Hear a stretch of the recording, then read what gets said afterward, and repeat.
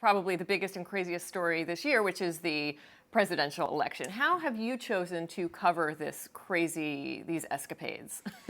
Well, it is an interesting year, isn't it? Hmm. So we're really focused on what is a global perspective on what's happening in the United States. So that's one of the major lenses that we're using. So how is the rest of the world viewing what's happening in the United States, what our debate is about, and what are the issues that are coming forward, and what's happening with the two, seems like, individuals that are going to be ultimately the nominees of both of the major parties.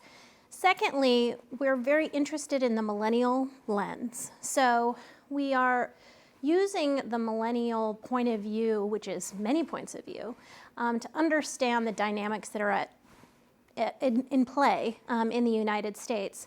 The millennials obviously is a very large voting bloc if they choose to vote, but also one of the most ethnically diverse groups ever in terms of the United States, as well as the most economically diverse. And so this generation is really a snapshot of what the future of the United States is all about.